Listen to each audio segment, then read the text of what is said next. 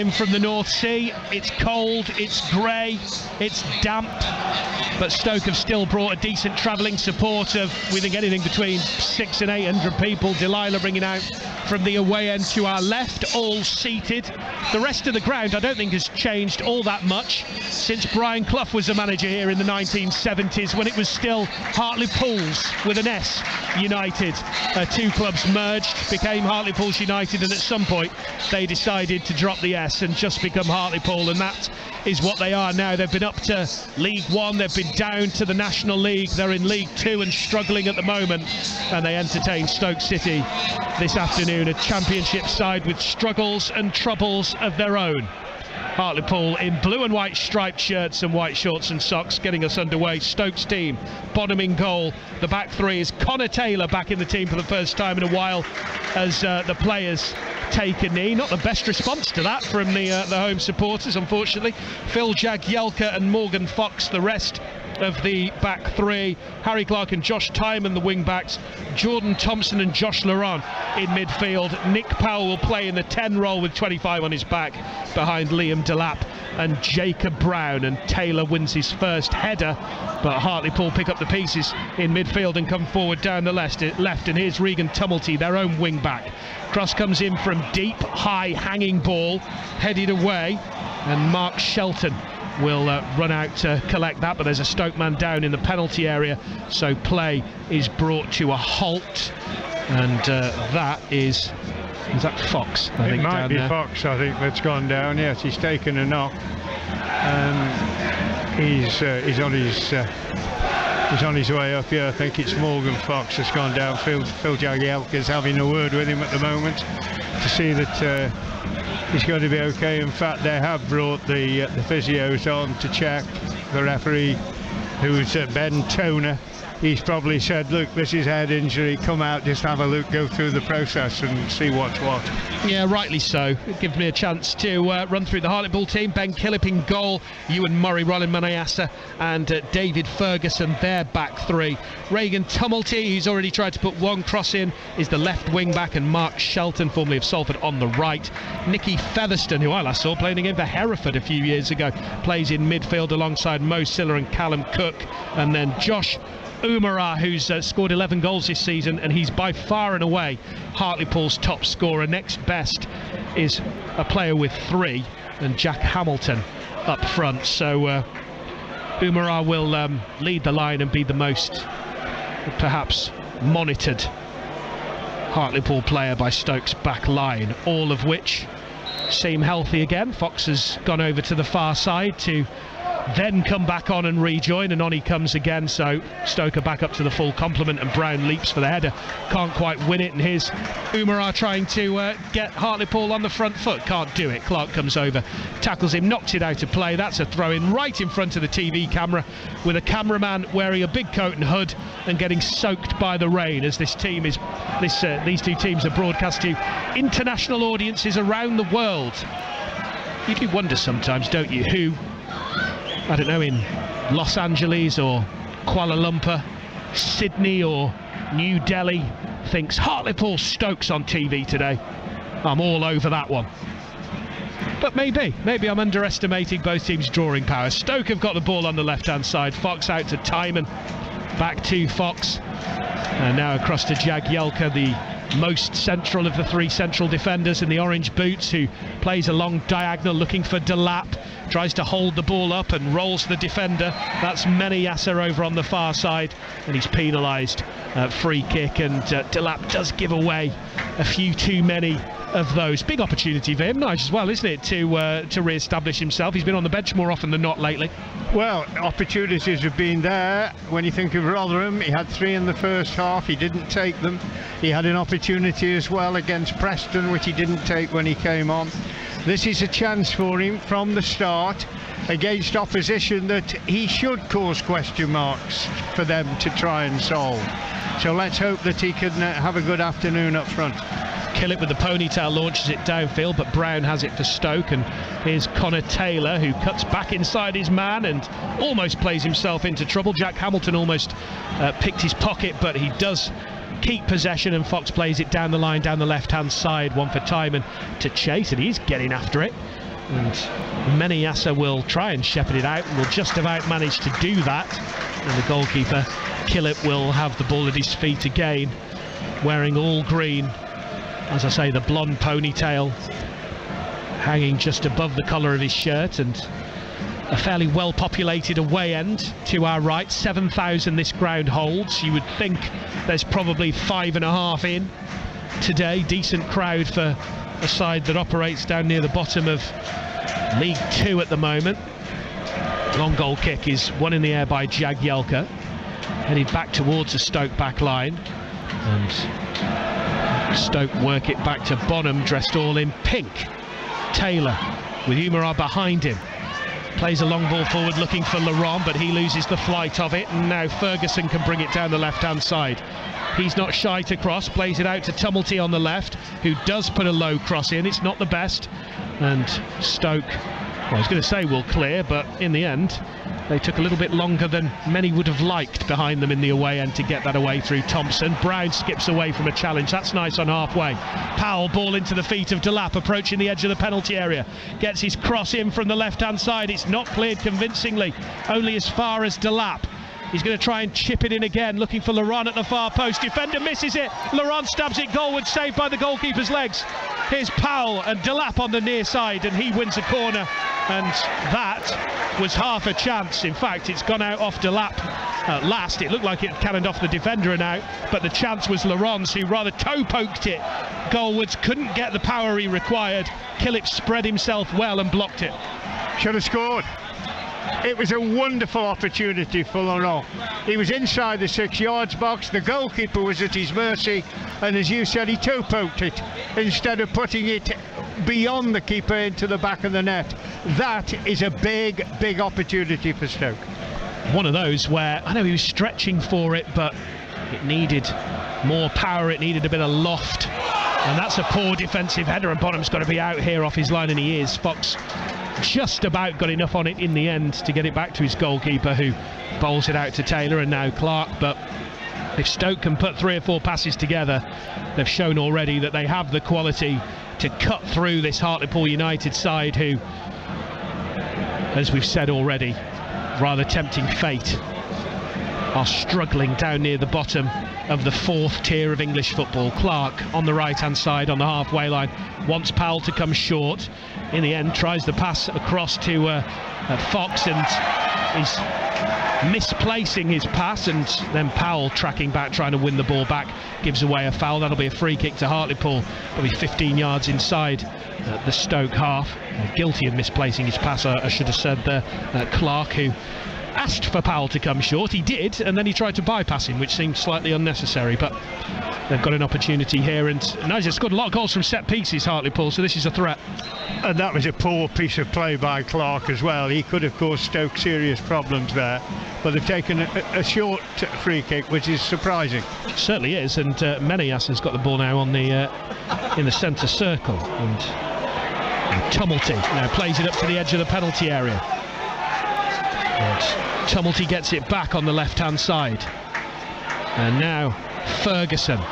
He does get his cross in. It's high, it's looping, and it's over the bar, and it bounces off the flags that are just behind the goal.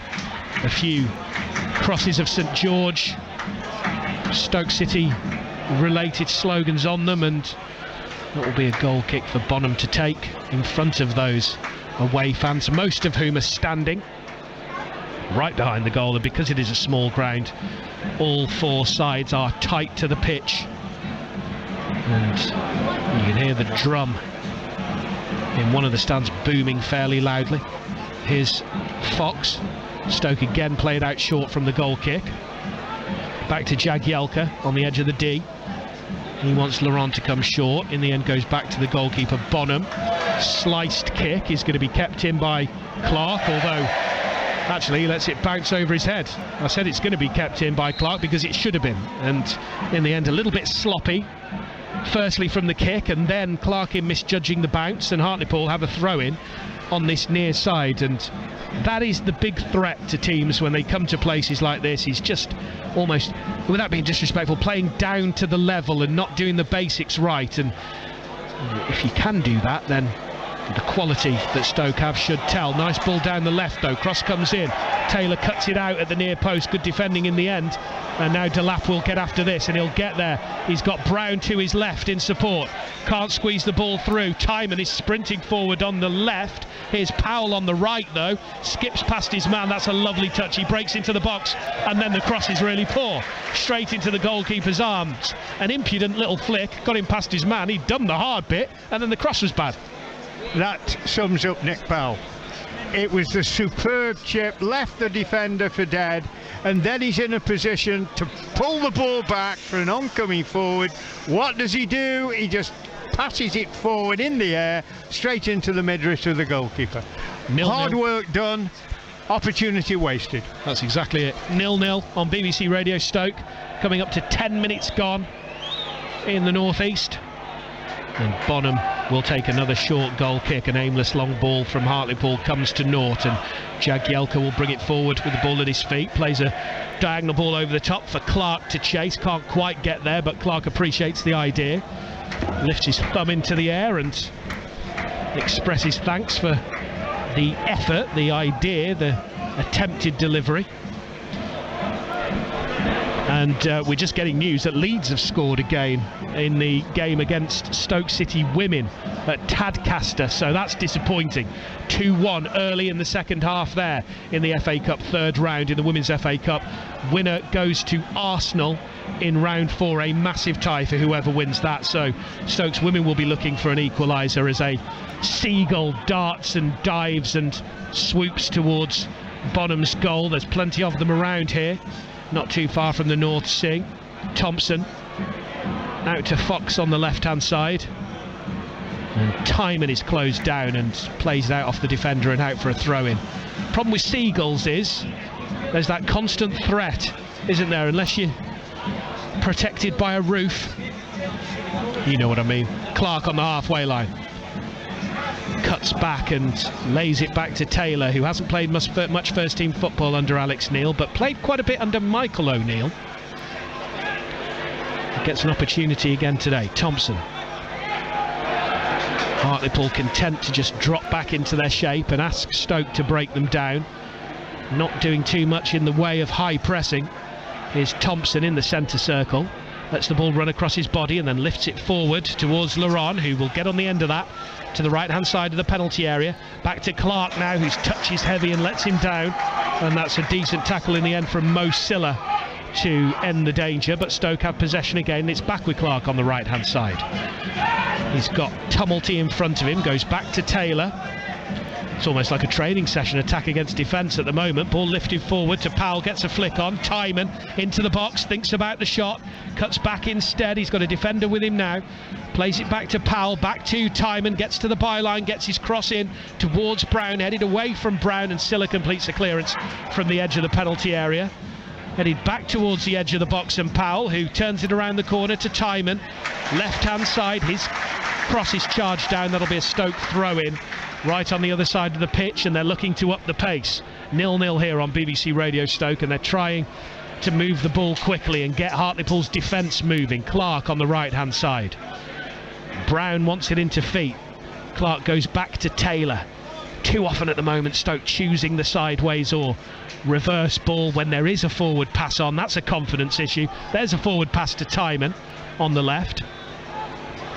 Back to Fox and Powell on the left hand side. Now Timon, flag goes up. I thought he was going to stay down, but Timon had just about strayed offside. We're going to get a lot of this, Nigel, aren't we, where it's basically all Stoke, a lot of possession, but 11 blue and white shirts very close to its own goal. Very much so, no doubt about that. But Stoke starting from the back, and as yet we've got to see a goal kick that's been planted downfield. It's all been tippy-tappy coming out of the penalty area and going backwards, going sideways, instead of moving the ball quickly and getting things moving in the opposition half of the field rather than your own penalty area. Killip, he does launch the ball downfield, the Hartlepool goalkeeper, but it's coming back towards his goal, and Brown's trying to chase after that and get on the end of it, can't quite. Hartlepool throw in right over on the far side in front of the tunnel. Can't imagine the facilities here are as nice as those Stokes players are used to. That's all part of the experience, isn't it? Hartlepool won't want to roll out the red carpet and give Stoke everything they're used to, everything they want. That's part of what gives them a little advantage here at home as the ball bounces out right in front of Alex Neil and the Stoke dugout, and it's Potter's ball on the far side. Again, they work it across the back three. Jagielka, now the goalkeeper, Bonham on the edge of his 6-yard box. Now Connor Taylor as it comes right the way across from left to right. Clark comes short. Taylor goes back in field to Jagielka. Fox on the left-hand side. Now Timon coming forward from wing-back, cuts in field and finds Thompson. Taylor now across the halfway line. Everybody bar Jagielka inside the Hartlepool half, and even he's crossed the halfway line now. Clark back to Taylor and back across to Fox, moving it from side to side. Could do that a little bit quicker. Powell's dropped into a pocket of space, into the feet of Brown, edge of the penalty area, back to goal, lays it off to Powell, almost takes it in stride and bursts into the box. Defender just sees enough of it to get a toe on the end of it, and now Jagielka will go and retrieve the ball from 30 yards out from his own goal under absolutely no pressure from anyone in blue and white. This is a seriously conservative performance so far from Hartlepool, as Callum Cook tries to step out and put pressure on Jagielka and can't get there. Stoke captain has the ball again, captain in place of Lewis Baker, who's on the bench today. Here's Taylor. Thompson chips the ball over the top, looking for Powell, who has a defender all over his back, finds Delap. Timon into the box, tries to get his cross in, will have another chance, gets it across. That's an own goal. It's turned in by the defender at the near post, and Stoke have the breakthrough. It's a cross from Timon from the left, deflection, turned in, Stoke lead, and that is the all-important first goal. Stoke 1, Hartlepool 0. Yes, that was an excellent move by Stoke. It was slower, but in the end it quickened up. The ball across, Powell let it go over his head, Timon picked it up in the box, and that was a sharp, powerful cross, and the defender did his best to try and get a boot on it to clear, but put it in the roof of the net, and that was the right ball to play in, no doubt about that, and it's got the reward that Stoke have been looking for.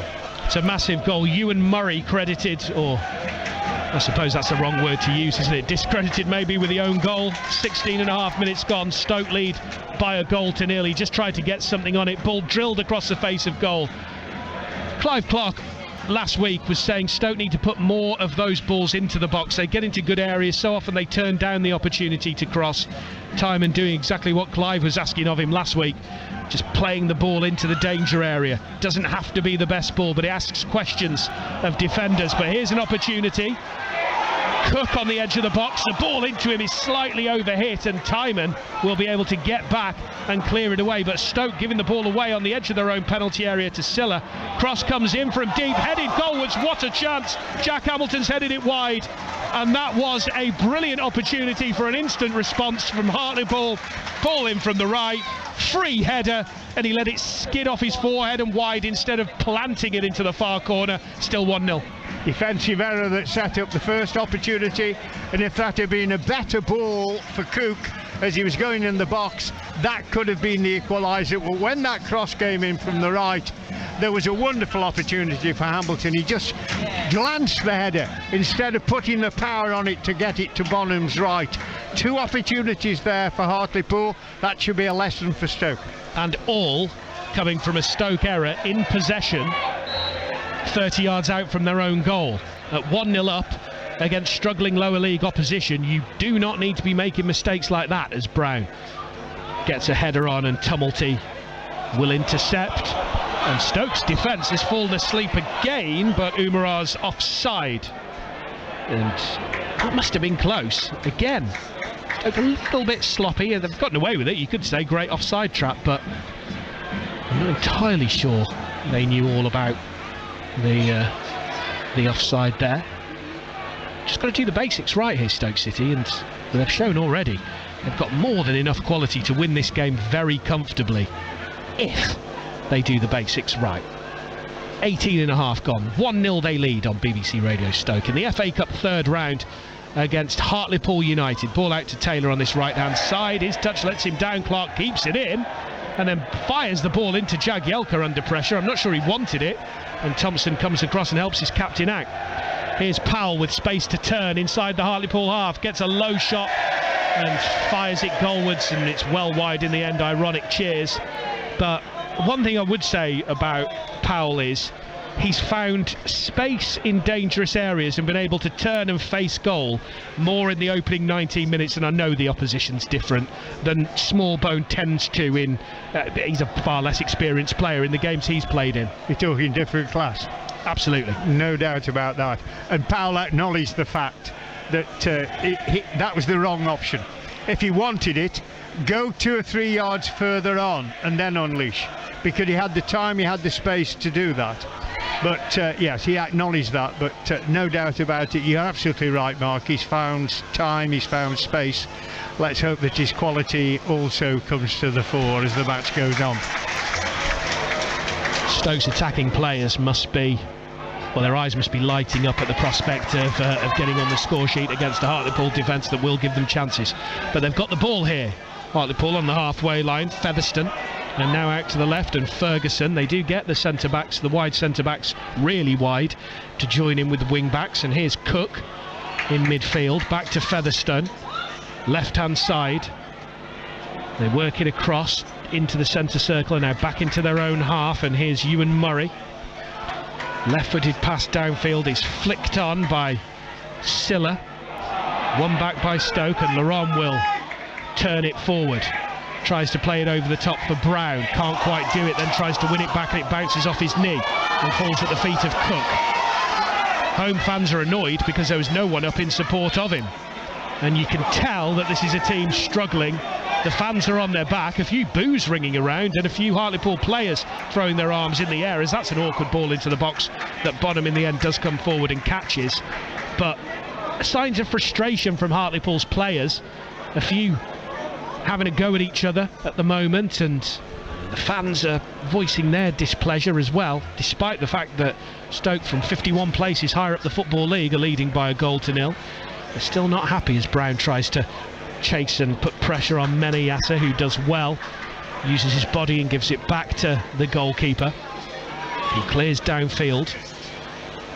Thompson wins it back to Stoke, and he's then fouled in midfield. That'll be a free kick just inside the Stoke half, and Silla is the man penalised. Stoke with an opportunity maybe to send Taylor, probably the most aerially imposing figure, out of the back line forward. Jagielka, of course, knows where the goal is from set pieces. He's done that a few times in his career. They go short in the end instead. Here is Jagielka, and now Thompson makes his way into the centre circle, and now Fox playing deep. Thompson just trying to link the back three with the rest of the team. Ball played down the left hand side to Brown is a decent one. That's good defending though over on that far side by Menayasa, who plays it out for a throw in, having dispossessed Brown well. Looks a decent physical presence at the back. Menayasa for Hartlepool looks quick enough as well, and Stoke will have to make do. In fact, it's a Hartlepool throw-in over on that far side, so even better defending to play it out off Brown. Silla heads it on though, and he'll give the ball straight back to Stoke. Potter's throw-in on the far side. Midway through the first half, Stoke lead by 1-0. To take you through till half-time is Nigel Johnson. Thanks very much, Mark. Ball with Stoke. Jagielka just to the left of the penalty area, rolls it into the box, and goalkeeper Bonham works it out to the right to Connor Taylor, inside right channel, halfway inside his own half, works the ball back towards the D. Jagielka, he clips it in the air to Fox, who's to his left. Fox will go to the touchline for time and quickly releases Powell 6 yards inside the Hartlepool half, tries to slide the ball forward, takes a deflection, throw in 12 yards inside the Hartlepool half, and it's going to be the throw in taken on the far side. Timing will take it, looking for options. Nobody's making any movement at the moment. Fox has, so Diber then aims it back into his own half to Jagielka. He plays it from the left across the centre circle to Roberts, forward to Laurent back to Clark. Clark will bring in Jagielka again. He's just to the right of the centre circle in his own half. Diagonally out right to Clark. Inside the Hartlepool half, moving infield. Plays the ball back to Jagielka. It's slow. It's not moving quickly, but it's with Roberts. Checks, moves infield back to Jagielka. A number of times I've said Jagielka in the last 60 seconds, but now the goalkeeper Bonham works it out left to Fox. Fox up to the halfway line, brings in Timon. Timon coming infield, tries to work the ball forward, but he asks us there to cut it out, and the ball's played back to goalkeeper Killip. All in light green. Gets the ball out to Ferguson on the Hartlepool left, tries to drill it past Delap, doesn't manage it, but the ball springs for Cook. Cook's going to lose out because Delap's Powell's picked his pocket. Will then work it out to Laurent. Laurent isn't quick enough to get that. The ball's cleared, but it's picked up by Clark. Infield to Powell, sees the run of Timon, finds him. Timon gets the ball back towards the penalty spot, but Hartlepool clear their lines. Good ball there by Powell, out to Timon, but Timon quickly he put it back towards the penalty spot, and Hartlepool have cleared, and the ball's worked now up to the halfway line. But there's Jagielka, thinks of going right, wants some close support, and in the end gets the ball out to Timon on the left. Tries to get it infield, Timon, but Featherstone's there to cut it out. Plays it back to his goalkeeper, and he clears high into the Stoke half. Taken on the chest by Omarar, but there's Jagielka.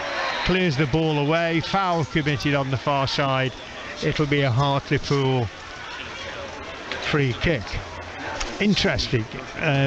I must give thanks to Tony Green, big Stoke supporter in Newcastle, talking about the two nicknames that this side has got, the Pool, but also Monkey Hangers. I didn't realise they were called the Monkey Hangers, and it goes back to the Napoleonic Wars when the French landed here and they had a monkey with them, and the populace of Hartlepool thought he was a French spy, and he ended up at the end of a rope, and that's why Hartlepool have got that second tag of a nickname. And the ball's in the Stoke box, and it's now picked up nicely by Bonham. There was a whole posse of players in there, but Bonham managed to get it. But thanks, Tony, for that information. It's well, surprising, but even the mascot, Mark, is a reflection of that. Yes, Hangus rather than Angus, and 3 times Mayor of Hartlepool, actually. So there we are. Ball is with Powell, just inside the Hartlepool half, inside left channel, tries to thread it towards the D, but the ball's cleared away by Ferguson, taken on the chest by Fox, to Timon out on the left, back in field to Fox, just inside his own half on the left, plays a high ball over the centre circle to Connor Roberts. He hoists it high, that should be cleared, but 2 players go for it. In the end it's Miniasa that can get it away for the Pool, but Stoke pick up the possession, but then Brown loses it, and Cook for Hartlepool can work it for Shelton. High for him, a diagonal ball which Clark is trying to play head back to his keeper, and he heads it for the first corner of the game. And Hartlepool, to be fair to them, have responded relatively well to going behind, haven't they? Stoke have been a little bit sloppy at the back at times, and Hartlepool, when they do get a sniff, are committing men forward. It's quite frustrating for Stoke a lot of the time to be faced with 11 men behind the ball, but even at 1-0 down, they are being patient and they are committing players forward when they can. A little bit of a argy-bargy going on in the 6 yards box at the moment. The referee Ben Toner has said, come on, I'll have a word with a couple of you. He's speaking and laying the law down. Omarar was one. I think Jagielka was either there because he was a participant or he's wearing the armband. But it's going to be a corner. But there are 2 Hartlepool players standing near to the quadrant.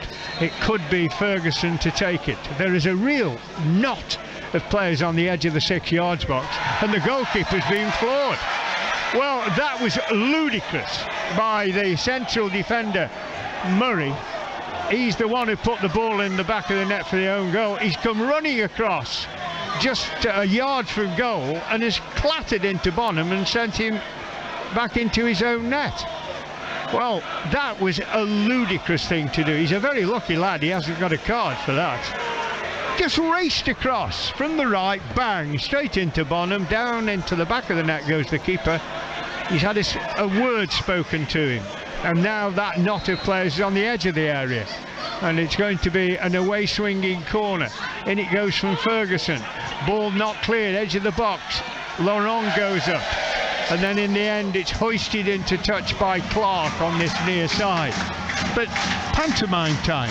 Yeah, what a bizarre prelude to a set piece, actually. And you're absolutely right, Murray scored the own goal. The corner was nowhere near being taken, and he just ran in and barged over Bonham, and was lucky to escape a booking. He's in possession now, drills a high ball down the inside left channel. Bonham out of his goal to the right, gathers the ball and then bowls it over arm out to the Stoke left, where Fox is lurking. Plays the ball into the penalty area to Jagielka. He's closed down by Hamilton, but then works the ball for Stoke central defender Taylor. And now Powell works it left to Laurent, just to the right of the centre circle, moving into the Hartlepool half, brings in Taylor on the touchline, back to Thompson. Thompson finds Jagielka, centre field, halfway inside his own half. He'll work the ball left to Fox. Fox will clip it high down the inside left channel. Brown battling to try and get to the ball, but Hartlepool clear their lines, but the ball breaks for Thompson.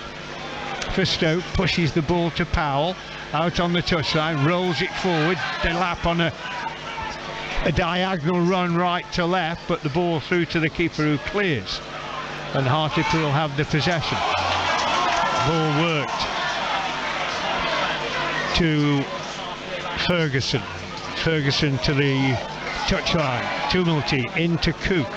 Cook now to Featherstone. Featherstone whips it out to the right, Shelton infield to Cook, who's moved into the centre circle in his own half. Will look left, plays the ball left. It's with Ferguson. Ferguson moving forward, rolls the ball to Silla.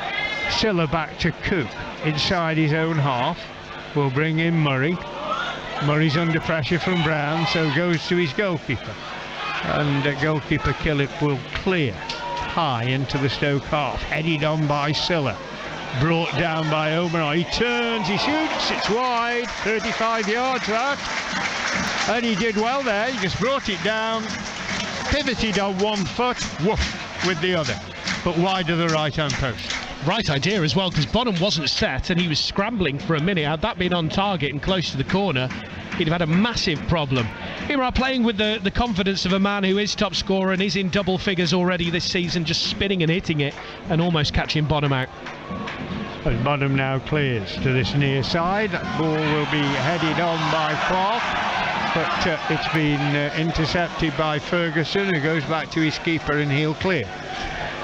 Taylor's waiting, he's up in the air with Hamilton, he wins the aerial battle and the ball is given away to Brown. Brown turns, but he's going to be challenged again and the ball's into touch. It's Featherstone who made the mistake, but he was helped out by Ferguson, and Stoke will have the throw. 10 yards inside their own half on the right. Stoke lead 1-0 here. Goal in the 16th minute from an own goal by Murray, but a fierce cross by Timon, which the defender just couldn't do much about. Ball now, and there should be a free kick there. As Delap has been brought down, he controlled the ball back to goal, and then as he started to move, had his ankles clipped, and Thompson takes a quick free kick out to Timon on the Stoke left. Infield ball, Delap has it, trying to sort his feet out, tries to get to space, does, and then in the end fires high over the crossbar, and that's going to be a goal kick. Then we've had 33 minutes here, moving into the 34, and Stoke City deserve the lead, Mark. Yeah, I think since they've gone ahead, Hartlepool have probably had a little bit better of it, mostly down to Stoke errors than anything else, but Stoke by far the better team in terms of quality. You can see that, you can see it from minute one, and Delap there doing well to get the shot away. Just by the time he'd sorted his feet out, he's leaning back a little bit off balance, and that's why it went over the bar. But if Stoke can look after the ball a little bit better, there's chances in this for them. Stoke in possession at the moment, trying to move the ball forward, but Maniassa can get the ball out. It's into touch far side. Thoughts, Angela? There's not a great deal of quality from Hartlepool, but what they're doing is they're trying to put pressure on Stoke every time they get towards the penalty area. Lots of high balls going in, and Stoke have just got to stand firm. I think they're way the best team at the moment. Could do with another goal though, Nige. 1-0 they lead, and that the commentary team this afternoon, Mark Elliott, Angela Smith, myself, Nigel Johnson, here at Victoria Park, although I think it's the Soot Direct Stadium. I don't know where all these names come from, but I think I like to refer to it at its old form of Victoria Park, but never mind. It's Stoke 1-0 in the lead as Featherstone tries to get the Pool away, but Stoke clear their lines, but Hartlepool gain possession again, and bursting forward is Ferguson down the inside left channel, plays the ball into the Stoke penalty area, but Connor Taylor was very close to Umrah, and that prevented the striker moving into the box, and Stoke had the possession with Powell halfway inside his own half centre field. Back to Jagielka, going diagonally right to Thompson, who worked it to the touchline to Taylor, over the halfway line, infield to Laurent back to Taylor. Taylor has got the ball in all sorts of position under his feet, but he does get the ball to Laurent. Laurent's dispossessed though on this near side by Tumulty to Featherstone to Cook. Cook's put the ball now to Silla. Silla's bringing in Shelton, bursting down the Hartlepool right. He's 10 yards from the corner flag. He's trying to get past his man. He can't, but he's won a corner. There have been 2 corners, both going to Hartlepool, but the important statistic is that Stoke lead 1-0 here, and the rain is pouring down. Yeah, it is chucking it down now on the northeast coast of England, but Angela's absolutely right. A second goal would force Hartlepool to commit men forward earlier. When they get a chance, they are doing that, but they are also keeping men behind the ball in the main and relying on set pieces. An away swinging corner comes in. That's firmly headed away by Clark, gathered by Featherstone, who'll roll the ball back infield to Ferguson. He curves an effort. Well, if that was a cross, it had too much pace on it. If it was a shot, it was way off target. It's a goal kick to Stoke City as we move into the 37th minute. Potter's 1-0 in the lead. Fox has just attended to his left boot, and it'll be a short goal kick again. That'll just be played to Jagielka, who's just to the right of the penalty spot. He plays the ball square left. Fox moving down the inside left channel, hoists a high ball down centre field. The keeper comes to the edge of his box and gathers, and then bowls it underarm to the left to Ferguson. He's off. He's on a run up to the halfway line. He's still going. Brown's come back to try and look after him. He's checked the run as the ball's played back to Cook. Cook will just touch it to Featherstone. Featherstone plays it high. Maniassa has it, the central defender, to Shelton out on the right. He clips the ball into the Stoke half, and battling for it is Thompson. He's gone down, and the referee says it was a foul, and Stoke will have a free kick. They've taken it quickly, and the referee will say take it again. Fox walks away. Umrah has a word with the referee. Umrah probably saying, why was I penalised? Ben Toner has told him, and now Phil Jagielka will take the free kick. The rain's coming down. It's like a mist at the moment. It is absolutely bucketing down as Laurent has it for Stoke.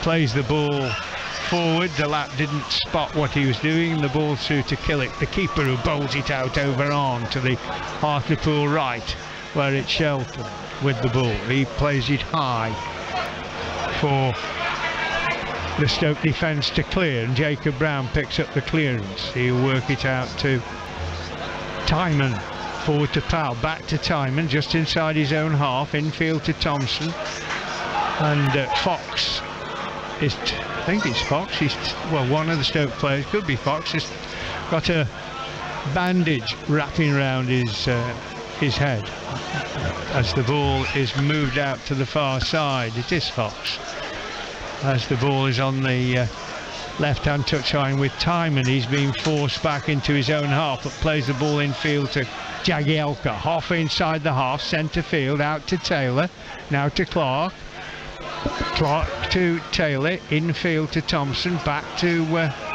Jagielka says to the keeper, leave it to me, and he wants some players to come short. Powell's come short, but Jagielka now is in the centre circle. Rolls it forward to Delap. Delap challenged, but the ball goes loose. Fox picks it up to Timon infield to Powell.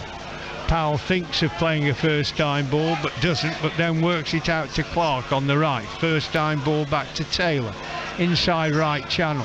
That's going to go back to Jagielka to the right of the centre circle. He plays it, tries to get it out to Timon, but that's intercepted by Shelton. Shelton, a high forward ball. Umara tried to bring that under control, didn't, thankfully for Stoke, otherwise he would have been in the penalty area, but Stoke had the possession with Powell going right to Taylor. Taylor coming up to the halfway line, inside right channel, checks, rolls the ball back to Jagielka in centre field, going left to Fox. Possession football by Stoke at the moment. Jagielka has it again. It's at walking pace as the ball finally arrives with Powell out on the left to Timon to Powell. Powell plays the ball forward into touch, and it's going to be a throw in. 1-0, the Potters lead here. An own goal in the 16th minute from Murray, but the assist was definitely Timon with a crisp cross into the 6 yards area. But it's a throw in on the far side, on the Hartlepool right. Shelter will take it, aims it forward, headed away and into touch by Timon. Timon's won the throw, and the referee wants him further back. He'd encroach down the left hand side, so aims the ball back into his own half to Fox. Certainly picked Fox out now with his white bandage as the ball is with Connor Taylor. He checks, goes back to Jagielka, centre field, halfway inside his own half. Now Fox on to his left. He plays the ball forward. Delap does well to stretch. Gets the ball to Brown, now to Laurent, out to Clark, moving into the penalty area, right side, low cross in. Powell couldn't get a boot on it. Ball's cleared. Thompson leaps, heads the ball back for Connor Taylor, who will find Fox in the centre circle, clips the ball forward. That's headed away by Shelton, picked up by Silla. Silla rolling the ball back to Meniassa. It high from him down centre field, but there's Jagielka to get the ball away for Stoke. Fox picks it up. Timon has it. Timon threads it forward. Brown's on the run. Brown wasn't offside, and Brown scores. That was an excellent run by Brown. He wasn't offside. Delap was. He timed his run perfectly, got onto that ball, and from a very, very acute angle, drilled the ball in to the far corner. An excellently taken goal by Jacob Brown. And in the 43rd minute, the Potters have added a goal to make the scoreline Hartlepool 0, Stoke City 2.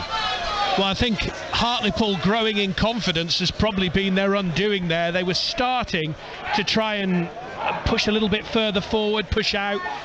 As Stoke were getting careless with the ball, Hartlepool were growing in confidence, but that space in behind has just been exposed there. The first time there's been any, really. The ball forward, you're absolutely right. They thought the offside flag was going to go up because Delap looked to be in an offside position, but he just let it go. The assistant referee on this near side says that he wasn't interfering with play. Brown was able to pounce on it, and then the finish was great, to go around the goalkeeper and then to squeeze it in from a really tight angle was great. And Stoke have got another free kick as the ball is played forward, and there was a foul, and Jagielka just back heels it to the goalkeeper, who's going to take it inside the D. But yeah, excellent goal by Stoke, well worked, good through ball, and Delap, if he'd have gone, there would have been an offside flag, no doubt about that, but he held the run, but Brown timed it perfectly. into the box, nicely round the keeper, and from an absolutely acute angle he put the ball into the back of the net. Great credit to him. And the sun has just broken through. Probably Stoke have got that second goal, but we're in the final few minutes of this first half, and that as Angela was saying a little bit earlier, backed up by Mark, that the second goal was important, and Stoke have got it as they have the possession with Thompson in the centre circle and his own half. There's a little 1-2 with Jagielka, and then looks forward, but that run has gone too soon. Well, the first decision was totally right, and if Josh Laurent had used his intelligence a little bit more there, he would have held that run, because he had a clear run to the penalty area once that ball had gone over. I thought that was tight, actually. I thought he might have been onside. Linesman's flag went up this time. Home fans, the ironic cheers. Just a product of frustration more than anything else. But there started to be a bit of space in behind this Hartlepool back line, and Stoke just dropping balls over the top of it, having plenty of joy running into it. Stoke in possession, and over the stand, which is the Cyril Knowles stand on the far side, there's a lovely rainbow as the ball's played forward. Brown takes it on his head, takes it on his chest, thinks of shooting, but he wants some support. He's got it from Laurent, plays the ball back to Laurent. He goes infield to Thompson. Thompson shooting, and the ball is just wide of the left-hand angle of bar and post. And we're into additional time. Didn't quite catch that. Didn't see it. 3 minutes. 3 minutes, thank you, Mark. And the goalkeeper. But that was good thinking by Thompson. He was good 20 yards out, but he thought, I'll have a ping here and see what happens. Yeah, good hit, and it ricocheted back off the post that holds the net behind the goal. So, what, a foot, 2 foot past the goalkeeper's left hand upright, wasn't far away. Stoke really in control now. Ball headed forward.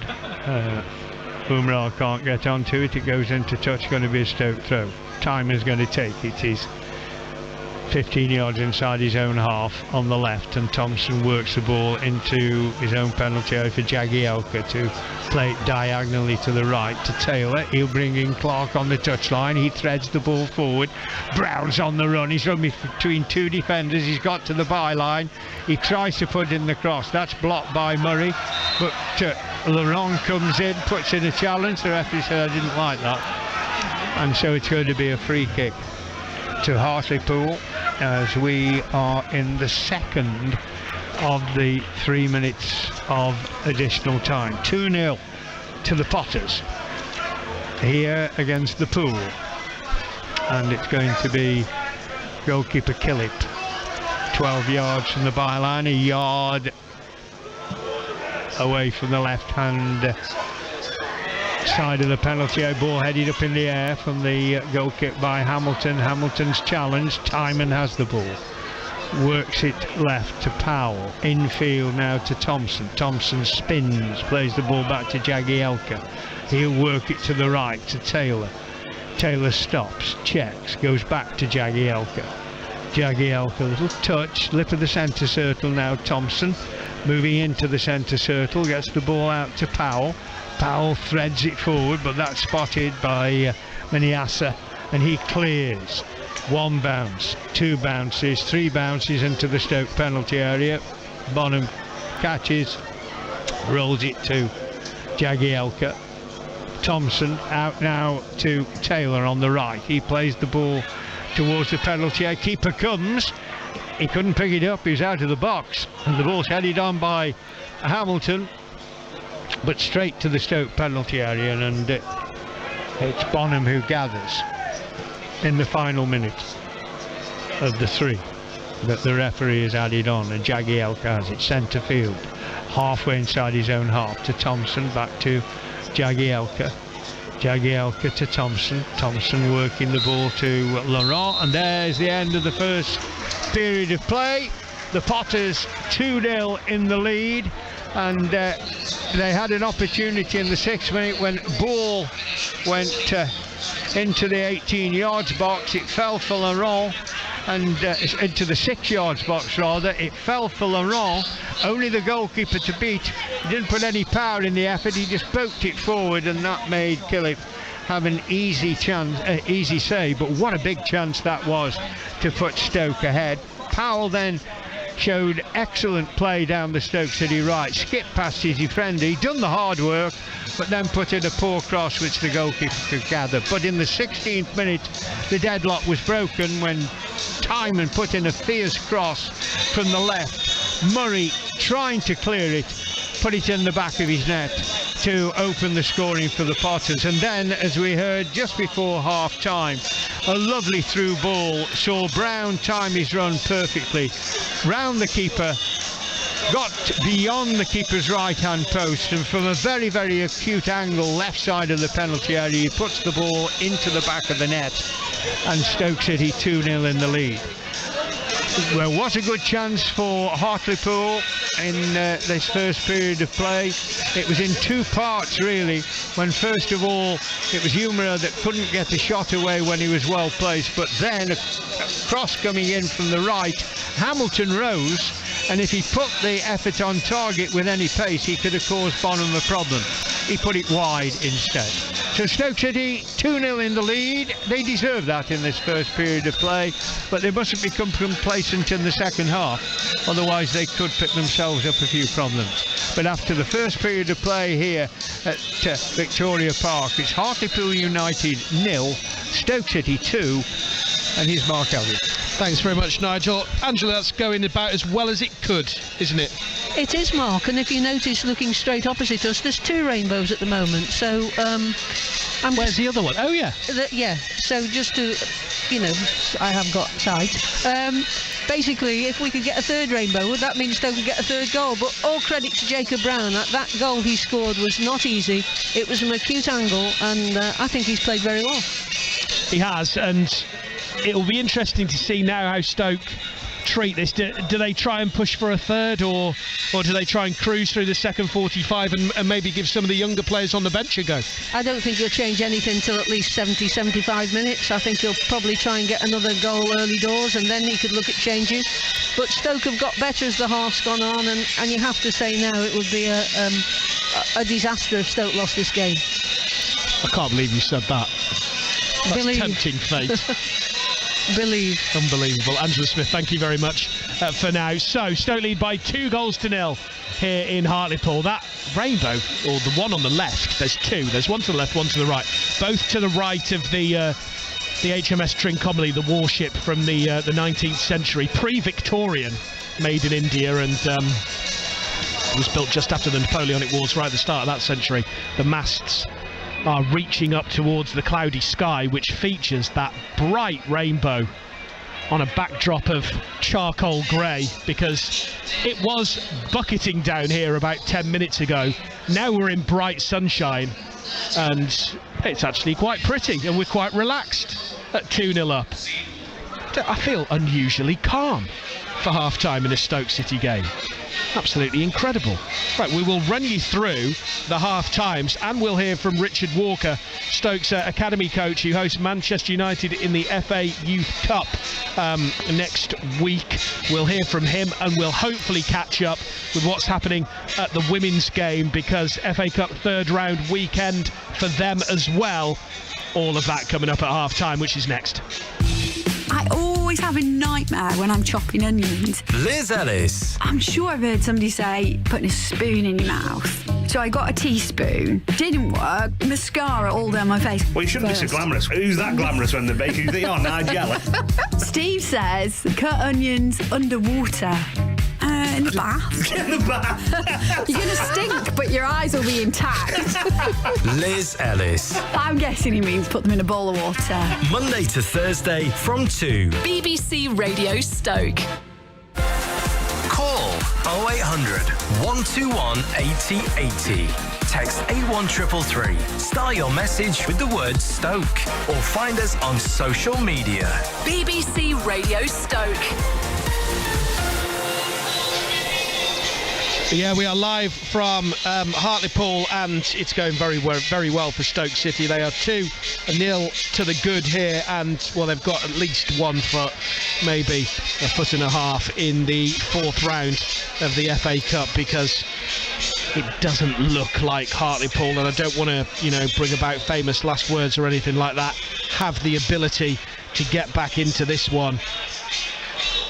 Again, I almost hesitate to say that because, this is football, but that feels like it's the case at the moment. But Hartlepool have huffed and puffed but not really created anything. Everything they have done has been off the back of a Stoke mistake. If Stoke can get the basics right, then you would think they'll be absolutely fine, and that there may well be more goals in this one for them, because without really getting out of second, maybe third gear, they've scored 2 decent goals, an own goal from a good ball in from Timon over on the far side, and Jacob Brown from a really tight angle going around the goalkeeper too. So without, as I say, going through the gears, and managed to get into a really comfortable position against the League Two strugglers. Mike says, what's wrong with Connor Taylor?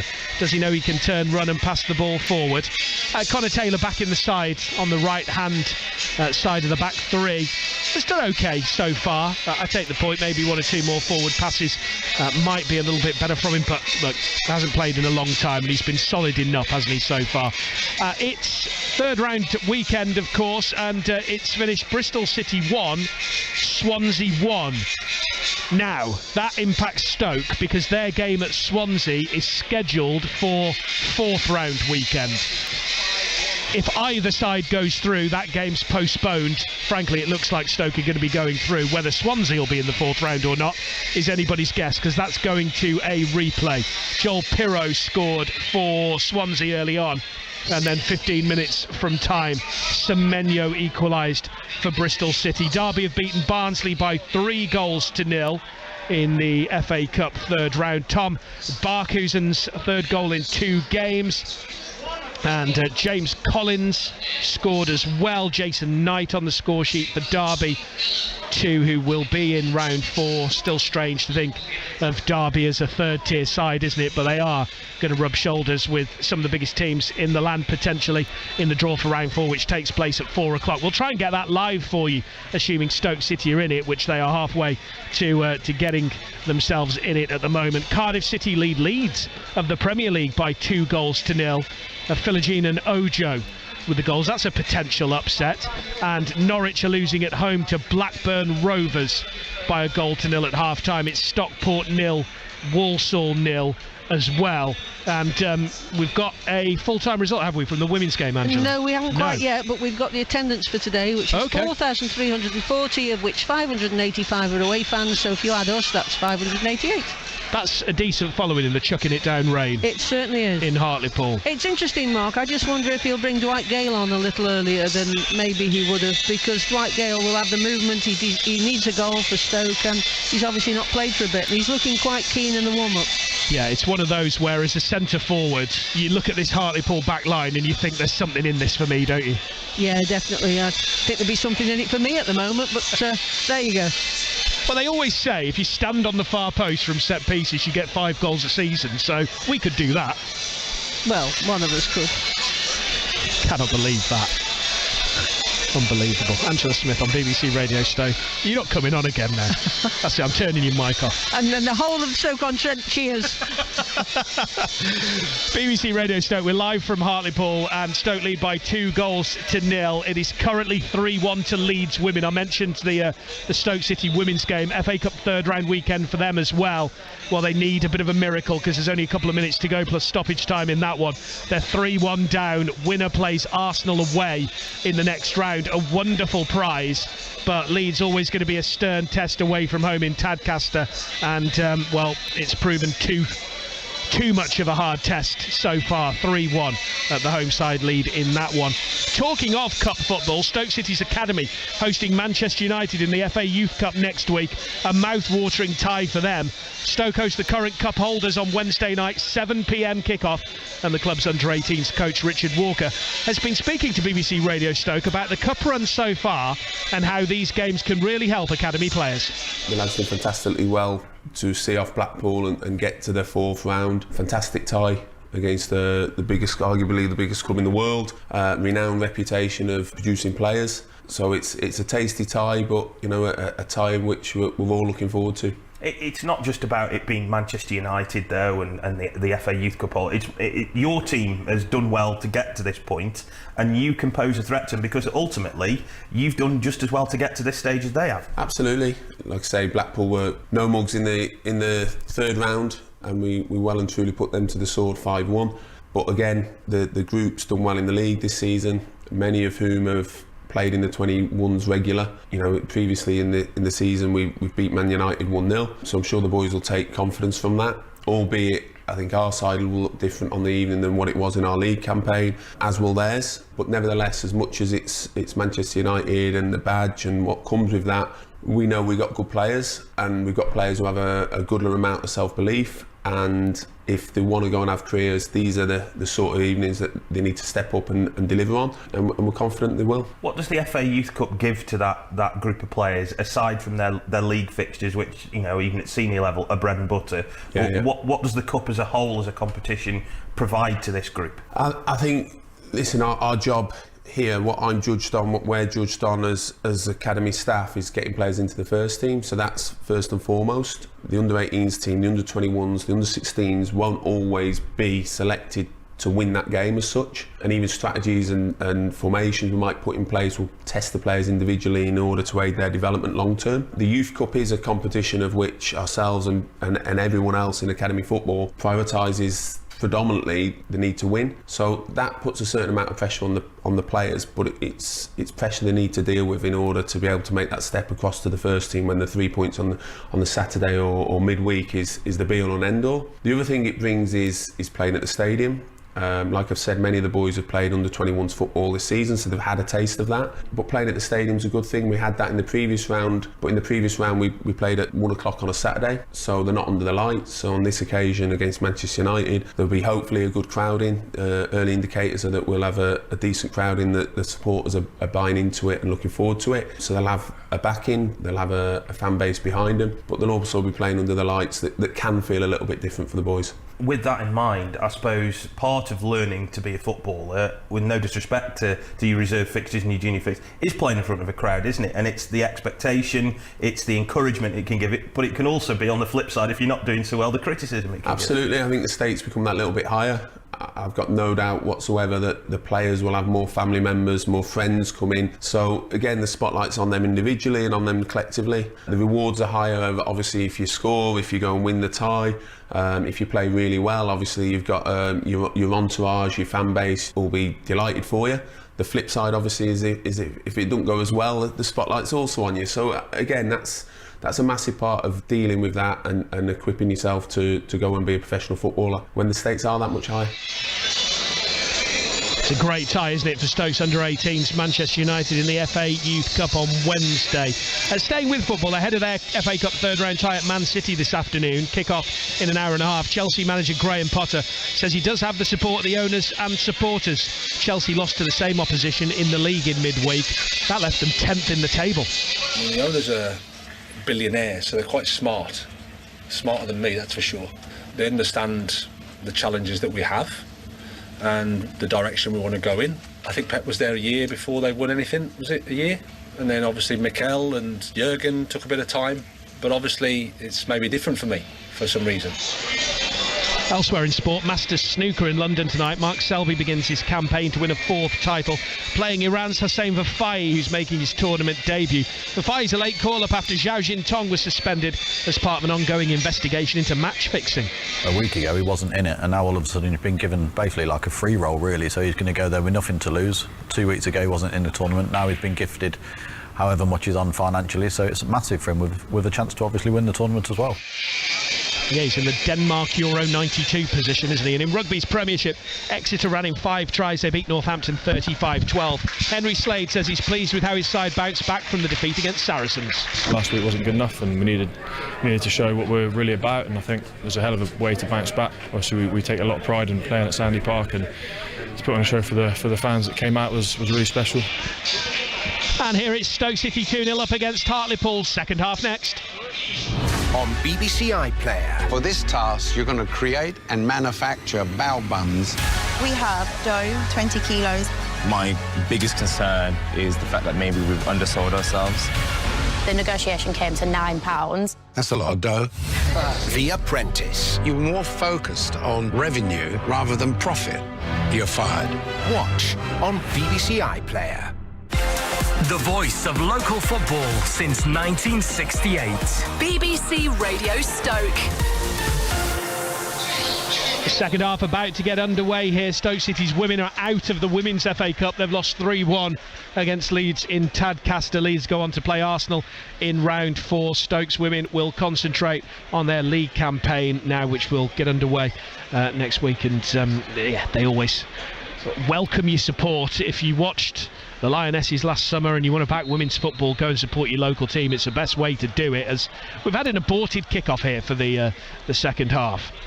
We tried once, Nick Powell kicked off, and now he's having to do it again. Not entirely sure why, but we are underway for the second half, and Jagielka plays the ball forward for Stoke, who lead by 2-0.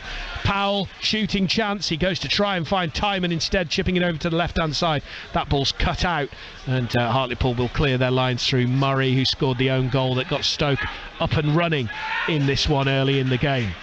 And Stoke win it back here, and Thompson, who had a white bandage on in the first half, has now got a black bandage on for the second half, with plasters taping it up as Powell tries to find room to cross and does get the ball in, and Delap had a better chance than I think he thought, because Powell managed to head it into his path, and in the end stretching for the shot again, another sort of toe poke goalwards, too comfortable for the goalkeeper Killip. What a chance. The header dropped across his body onto his right foot. There was only one answer to that. It was in the back of the net, but there was no power whatsoever, and the keeper made the save. It's amazing when the talent that Liam Delap has got, but at the moment he's just not being able to take opportunities that are being presented for him. Yeah, he's missed 4 or 5 good ones over the last few weeks. Stoke come forward down the left with Timon, who checks and goes back to Powell, and now back to Fox. It's Fox with the bandage, sorry, not Thompson. I slightly misspoke earlier on. Throw in on this near side for Stoke. I'll give you the team. Bonham in goal. Connor Taylor, Phil Jagielka and Morgan Fox are the back three. Josh Timon and Harry Clark, the wing-backs left and right respectively. Then Thompson and Laurent in behind. Nick Powell, who plays as a 10. The front two in front of him, Liam Delap and Jacob Brown. Stoke man goes down under a challenge on the near side, and Hamilton's gone into the book, trying to win the ball back from the throw-in. He's fouled Thompson, and that'll be a yellow card for the striker for Hartlepool. Killip in goal for them. Ewan Murray, Roland Manayasa and David Ferguson across the back three. Reagan Tumulty on the left-hand side. Mark Shelton on the right. Nicky Featherstone, Mo Silla and Callum Cook in midfield. And then Hamilton, who's just gone into the book. And Josh Umar, our 11-goal top scorer up front, is Brown, who scored for Stoke. Gets tugged back on the edge of the penalty area, but the ball had gotten away from him anyway. And they'll have to build again from slightly deeper with Laurent, who scampers out to the right-hand side and finds Clark, gets his cross in. It's a good ball in, and that's another own goal. And it's Manayasa who's turned it in this time. Another good ball in from a wing-back. Clark this time, as it was Timon in the first half, drills it in low. This time it's Manayasa sliding in his own 6-yard box, turns it in. 3-0 Stoke comfortable. They're going to be in round 4 surely now. Cross from the right, defensive error once again, and Stoke have benefited from that. But the quality of the cross, let's be fair, it was a dangerous cross. It was into the 6-yard box. The defender's facing his goal. That's the worst thing they want to deal with, and they haven't dealt with it. And as you said, Manayasa has put it in the back of his net, so it's a comfortable position for Stoke. Exactly what Clive Clark was saying last week. Just put the ball in the box. Doesn't even have to be the best cross, but it forces the defence to defend. And twice Hartlepool have been found wanting, and they've done Stoke's job for them, putting the ball in their own net. 3-0 now, and Stoke very comfortable. I wonder whether we'll see Emre Tezgel or Lewis Macari, maybe one of the younger players, or on the bench maybe Dwight Gale. who's coming back from injury, needs a bit of game time. That's the luxury now that Alex Neil has, you would think. Jagielka and Thompson. And back to Bonham. Don't want to make any mistakes to allow Hartlepool back into this one, though. Here's Fox, drills it against Cook, and he plays it forward and out to the right-hand side. They've got a chance into the penalty area, curling shot or an attempt at it, and that is out for a goal kick. And the reason I hesitated is that's Joe Gray, isn't it, who must have come on at half-time and must have come on in a change that, I've got to be honest, neither of us saw. No, it was obviously done very discreetly on the far side of the field. But it's Umara, I think, at the moment, who's down in the box. We'll need to check who Gray has come on for. Gray, the number 12. Slight change in formation, I think, for the home side, because they've almost got, I think, to a front three with Gray on one side and Hamilton on the other, and Umara and Cook in behind. So it may well be one of the defenders that's gone off. We'll keep an eye on that for you. I'm going to make... I wonder whether it's Murray. Yeah, I'm going to make the excuse that it's a long way. We're a long way from the fourth official over on the far side, and look, we both wear glasses. It's Murray. It is Murray. Well done, Nigel. Yeah, it's Murray that's gone. Ewan Murray scored the first goal for Stoke. Actually, an own goal. The first of 2 own goals has gone off. And I think they've gone to 4 at the back. Yeah, basically a 4-3-3, isn't it now? So yeah. Stoke have forced them to become more attacking and have actually scored the next goal. This is a potentially really good afternoon for Stoke City now. You'd think they have the opportunity to go on and get a fourth, maybe a fifth, if they so wish. 3-0 up, 51 on the clock. BBC Radio Stoke, and Fox has the ball at his feet from the goal kick. Timon on the left-hand touchline. Looks for the feet of Brown, who again gets tugged back. No free kick given. Brown goes to ground. He had his shirt pulled. That should have been a free kick. In the end, Hartlepool get away with it, and Jagielka has to win it back for Stoke, or try to. But here's Gray, the substitute, who shows quick feet and gets away from his man, and now Silla on the far side has an opportunity to maybe get a cross in. In the end, Taylor defends it well, and then Silla goes sliding in, and this is going to be another change. And actually, Umar, the top scorer, isn't going to be able to continue. He's going off, and Jake Hasty is coming on.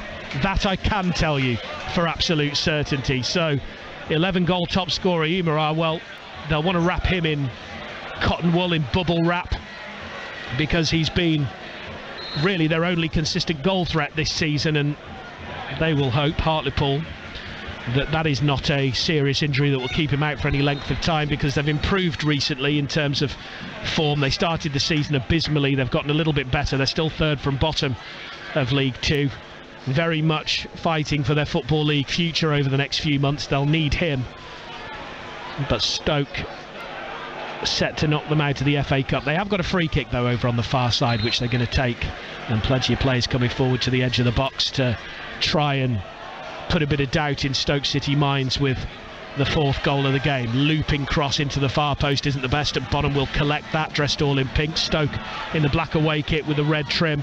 Delap is sprinting forward, so's Brown. Ball finds Brown, can't quite take it down in his stride. Had he'd have been in, and in the end Powell can't get onto the loose ball, and the attack's over. But both Delap and Brown were running into acres of space. Had the ball been better, Stoke would have had a one-on-one with the goalkeeper.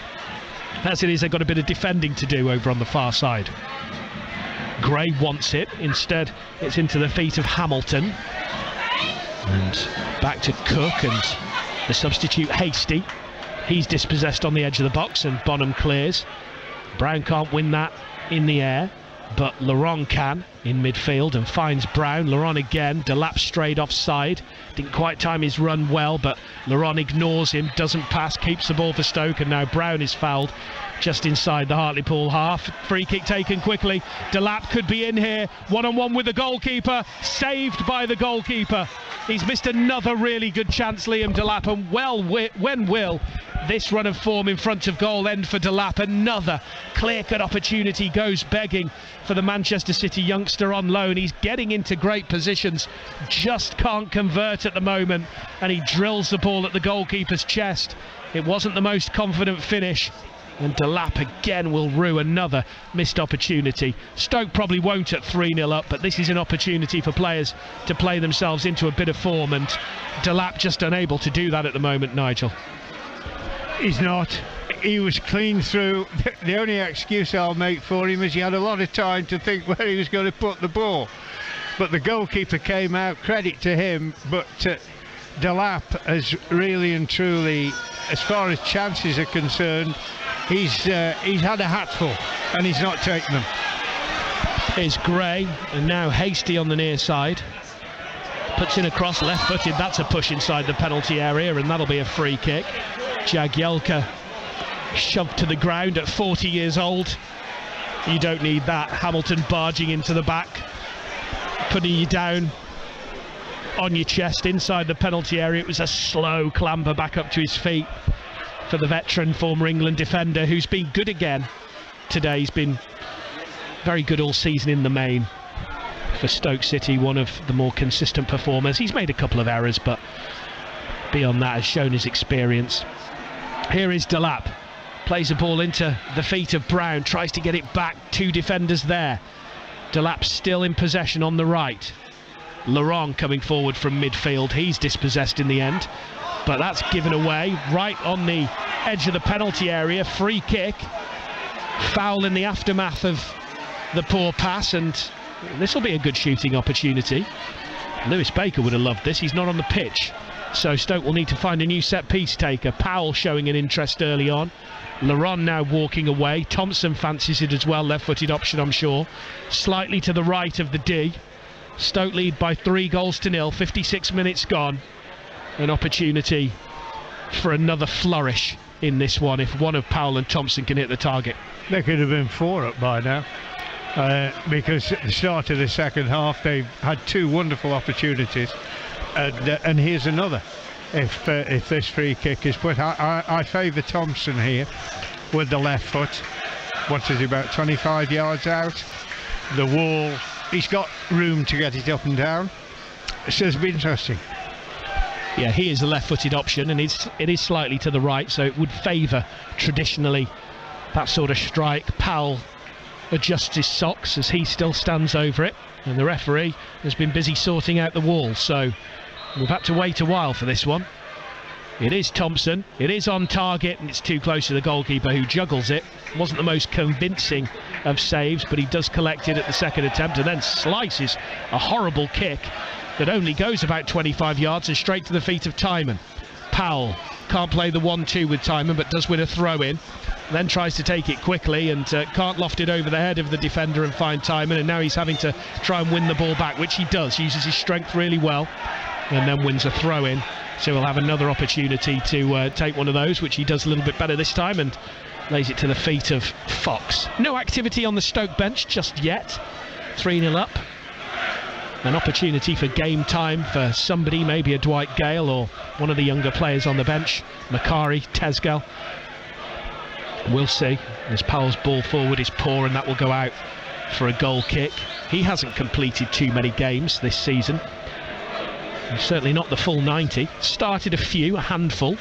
Has come on the bench, off the bench in more, but hasn't completed many, and we're approaching the hour mark here today as the away fans try and put off the goalkeeper Killip, just all in green, and he plays it forward right-footed. It's a better kick this time, but Connor Taylor will deal with that and head it forward.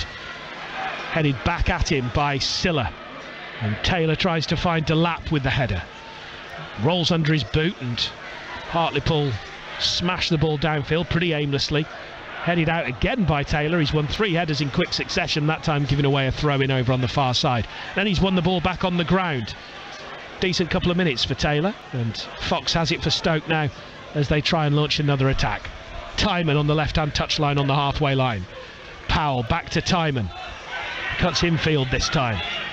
It's closed down by 2 defenders, and Thompson has to win it back in the centre circle with a little bit of help from Josh Laurent. Taylor runs out to the right-hand side to pick up the loose ball and play it to Clark. Back to Jagielka in the middle of the back three. Thompson. Fox now on the left. He's got Timon outside him. Powell inside. Goes to the latter, and now here's Timon. He's got space to run into. Another low drill ball, and that's turned wide. Laurent should have scored. Edge of the 6-yard box. He's put that wide when it looked easier to score. And Stoke, they could be 5-6 goals to the good. As it is, it's 3-0. But Laurent won't get a better chance than that today, I wouldn't think. On a plate. Absolutely on a plate. Rolled in from Timon. Thank you very much. Where do I put it? It's a goal written all over the goal mouth. And he puts it wide. What an opportunity. Stoke again, they're 3 up. They could, as you rightly said, they could be 6. And the thing is, they're not 6, and that's the difficulty. That's the big question that needs answering. Their chances you shouldn't be squandering against anybody. A terrible miss. And at 3-0 it may sound like we're being harsh, but actually if you take it in the context of the rest of the season, Angela, they've got to take more of these chances. Yeah, they have, and it's worth noting that Everton under 21s beat Huddersfield Hartlepool not so long ago by 6. Right, that just put it into context a little bit, doesn't it? But yeah, it's a conundrum that Alex Neil has got to solve, because against better opposition they won't get as many chances. Their chance conversion rate has to increase. Here's Fox to try and get that percentage up this afternoon. Powell, Timon on the left. Powell back to Timon, playing their own private game. Back to Fox, he's involved in that too. Jagielka, edge of his own penalty area, wants movement in front of him. Back to Fox. Running behind from Brown is a good one, and that was unlucky. The ball just about dealt with by Menayasa, who scored the 3rd goal for Stoke, the 2nd own goal of the game. I suppose it throws those missed chances into even greater light and scrutiny when you think 2 of the 3 goals have been own goals. Here's Powell. Tries to find Brown, does so just about. Back to Powell. Inside the penalty area, slightly to the left. He's got loads of defenders in front of him. Pokes it to his right, looking for Brown. Can't find him. Opportunity to break now, maybe, for Hartlepool. They're dispossessed in midfield, though, and Fox goes past his man and he's then brought down. Catches a knee on the quadricep. It's a sore one, that. A dead thigh is not what you want at this stage on a cold day, but that's what Fox is dealing with. And there's going to be another substitution for Hartlepool. Mo Silla is the man withdrawn this time, and on comes Lewis Stevenson. So a 3rd change of the game from Keith Curl, and Lewis Stevenson gets an opportunity to play against higher division opposition. He's got 28 minutes to show what he can do, and it looks like he's going into the back line. Maybe it's a reversion to 3 or 5 at the back, we'll see. He's gone over to the right hand side of the defensive line. Here's Powell. Free kick taken short. Fox, and now Jagielka. Back to Fox again. Stoke having plenty of possession. Powell on the halfway line, runs backwards towards his own goal, and he's looking to ping a long one, and he does. Diagonal ball, finds Clark. It's a decent pass in the end. His touch is a little bit heavy. That just opens the window for Tumulty on the far side to get a toe in and give away a throw in, which he's taken quickly. And here's Taylor. The ball back to him isn't the best from Laurent. He has to go back to Jagielka under a little bit of pressure. Jagielka just standing with his foot on the ball like a statue, waiting for a little bit of movement. Shifts it out to the left and still has it under no pressure. He goes for the ball over the top from left to right, looks for Clark in behind. That's a decent ball. Ball across, Brown, and he scuffed his shot. Another good opportunity goes begging. Brown in the penalty area, edge of the 6-yard box again, got nothing on the shot. He scored once today, should have had a second, didn't, and Jagielka has to step in and win the ball back for Stoke on the halfway line. It is no exaggeration to say 6 or 7 wouldn't flatter Stoke. They're 3-0 up, but 2 own goals, and at times they do look like they can't hit a barn door. Laurent out to the right hand side, and Clark, he cuts in field this time, plays a ball into Fox, and that's I was going to say that's a decent ball over the top to Timon. He applauds the effort, the vision. In the end it was slightly overhit. Ball behind A goal kick, and Stoke comfortable in this game, 3-0 up, much the better team against their League 2 opposition, but actually it still feels a little bit like they could have done even more. It's not too harsh to say that, is it? Brown should have scored, Mark. I mean, he scuffed his shot on the right-hand angle of the 6 yards area. That should be. Look, at the least, it should be hitting the target, and it went nowhere. And you turn around and think, this must be so frustrating, you know, for the manager to be thinking we're 3 up. We could be 6 or 7.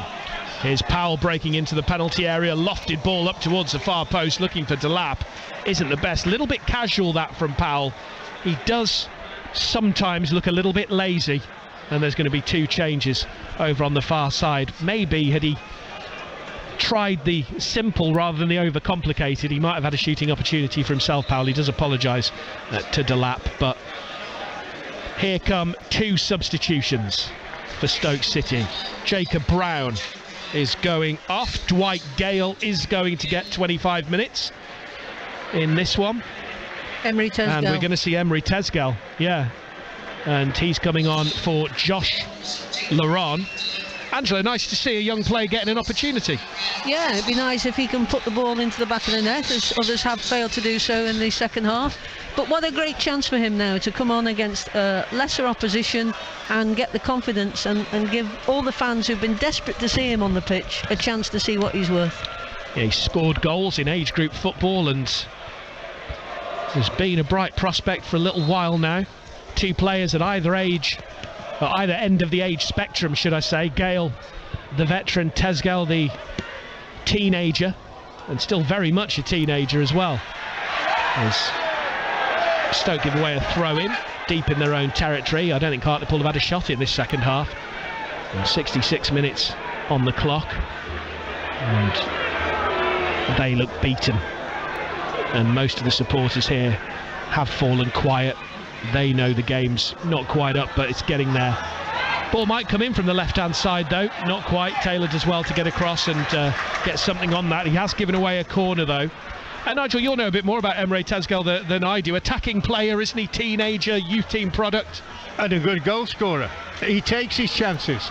He's now in a very defensive role. He's in the 6 yards box. But he's the sort of player, it would be very interesting to see. He could show up his more experienced players by popping at least one in the back of the net. Gale's watching the short corner, and he's got some defending to do, as that's exactly what happens. Still playing it on the left-hand side.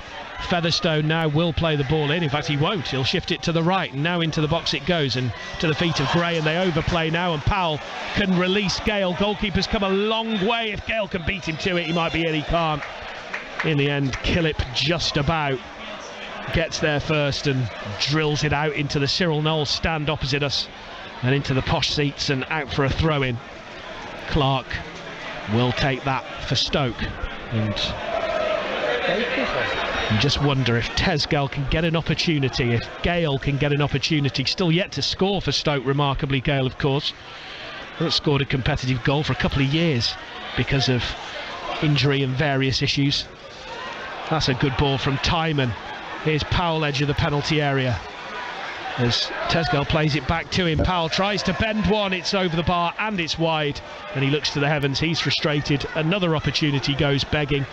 It is still Stoke 3, Hartlepool 0, but the chances are mounting up. Midway through the second half, here's Nigel Johnson. Thank you very much, Mark. So Gale's on, Tesgel's on, Lewis Baker's on as well for Delap. Delap's gone off. So it's Gale, Tesgel and Powell probably who will be the players who will be looking to try and get a 4th goal.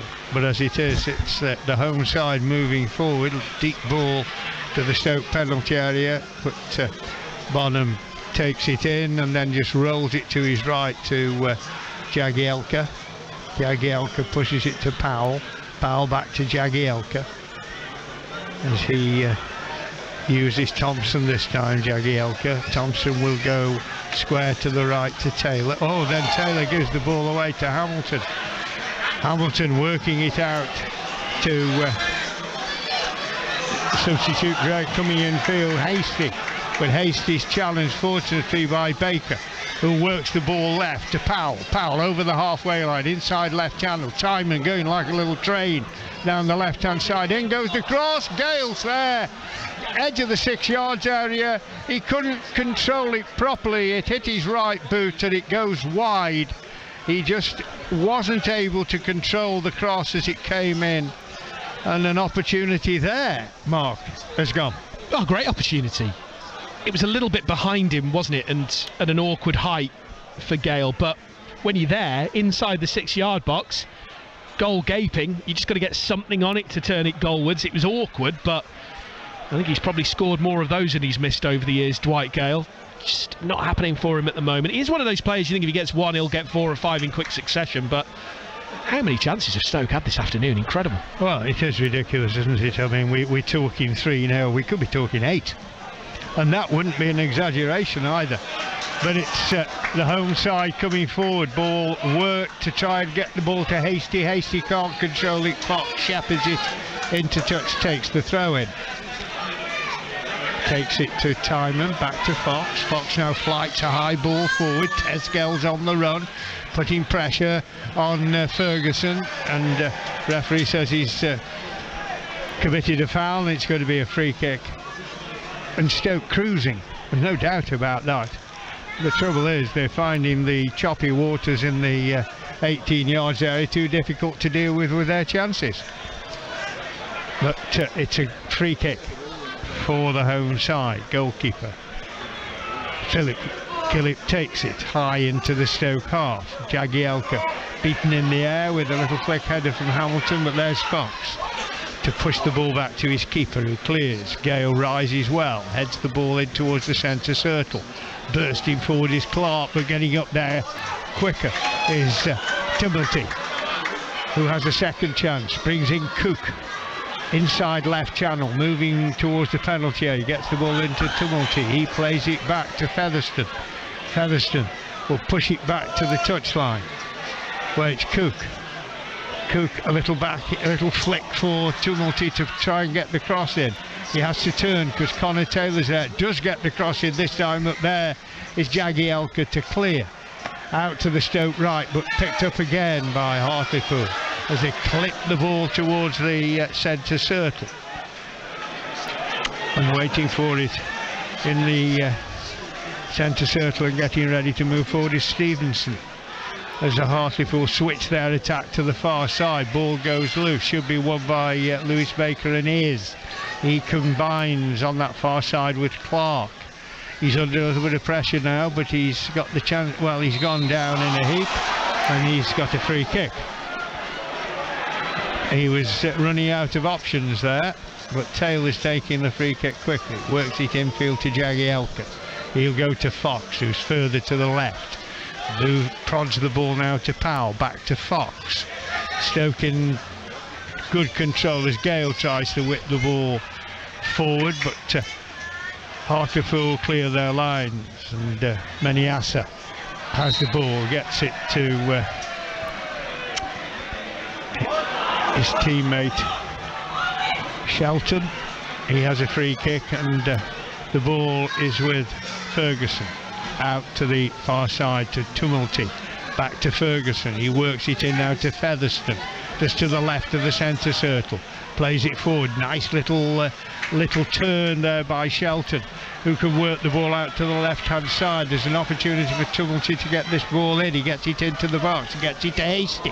Hastie's doing a little weaving run, gets to the byline, pushes the ball back for a cross to go in. There was a chance there, snaking boot went out, but no contact was made when the opportunity was there for Cook. But Stoke are on the move forward now. Fox to Timon. Timon first time ball in, block, throw into Stoke. Stoke haven't had a corner in this game, but they've got 3 goals, and as I said a little bit earlier, should have had 8. As the ball is prodded for by Thompson, he thought, what on earth have I done there? Because there was no recipient on the end of it. It's gone for a goal kick. Yeah, the big positive from today is obviously the fact that Stoke are going to win the game. They're 3-0 up. They're going through to the next round of the FA Cup. The concern, I suppose, if there is one to come out of it, is the problems with this Stoke side are evident, aren't they? Even today, the lack of conviction in front of goal, the lack of chance conversion, and a little bit of carelessness around their own goal in possession. Those are the issues that have forced them into a struggle in the league, and they're still apparent even today. They were, and they are, as you say, Mark. They have squandered more than they've scored, because if you take what they've scored, the two of the three were own goals. So they've actually scored one. Could have scored another 6, probably, certainly 5, with the chances they've had. But coming forward now is Stevenson, down the inside right channel towards the Stoke penalty area, bursts into the byline, gets his cross in, but that's gone straight to Bonham, who quickly moved to his near post and gathers the ball, and he gets ready to bowl it out to the left to Powell, who stops, plays the ball back to the lip of the D where Jagielka's waiting. He brings the ball under control, pushes it to Fox, gets it back, and then pushes it forward to Thompson. Thompson thinks of going right, goes back to Jagielka instead, and he'll bring in Fox, moving down the inside left channel. Goes back to Jagielka, who's centre field, pushing the ball back to Fox. Fox rolls it now to Timon. Timon between two defenders gets the ball to Tesgal. Tesgal will work the ball out to the right to Clark. Clark looks up, tries to clip a cross in, and Stoke will get their first corner. First corner of the game. Hartlepool have had 3. And it's going to be, I thought it was probably going to be Baker to take the corner.